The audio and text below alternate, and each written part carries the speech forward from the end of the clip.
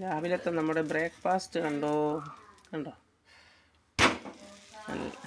അരി, ഉഴുന്ന്, ഉണ്ടോ, കൂരവ്.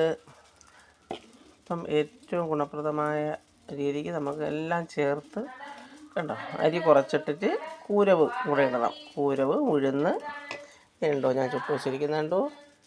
ഏറ്റവും നല്ല ഗുണപ്രദമായ കുട്ടികൾക്ക് കൊടുക്കാനും നമുക്ക് കഴിക്കാനും എല്ലാം. അപ്പോൾ അരി കുറച്ചിട്ട് അതിന് പകരം കൂരവും കൂടി ഇടണം.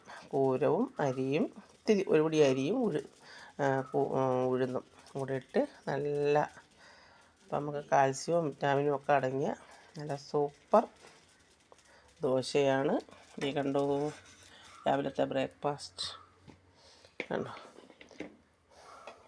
കുഞ്ഞുങ്ങൾക്ക് കൊടുക്കാനായാലും വലിയവർക്ക് കഴിക്കാനായാലും ഉണ്ടോ. എന്ത് ഗുണപ്രദമാണെന്നറിയാമോ. നമുക്ക് ക്യാരറ്റ് വേണമെങ്കിൽ ക്യാരറ്റ് ചേർക്കാം, എന്ത് വേണമെങ്കിലും ചേർക്കാം. ഇത് കൂരവ് ചേർത്തുണ്ടാക്കിയതാണ്. നല്ല ഗുണപ്രദമായ ദോശ. നിങ്ങളും ഇതുപോലെ ഉണ്ടാക്കി കുഞ്ഞുങ്ങൾക്ക് കൊടുക്കാൻ പ്രത്യേകം ശ്രദ്ധിക്കുക.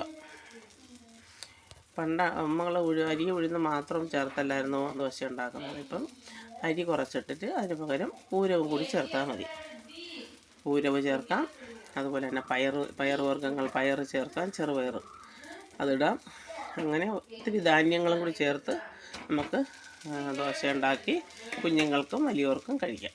അപ്പം നമുക്ക് അരിയുടെ ഉപയോഗം കുറച്ച് മതി. അത് ഏറ്റവും നല്ലൊരു കാര്യമാണ്. അങ്ങനെ ഇന്നത്തെ എൻ്റെ ബ്രേക്ക്ഫാസ്റ്റാണ് കണ്ടോ. നിങ്ങൾക്ക് ഇഷ്ടപ്പെട്ട് കാണും എന്ന് വിചാരിക്കുന്നു.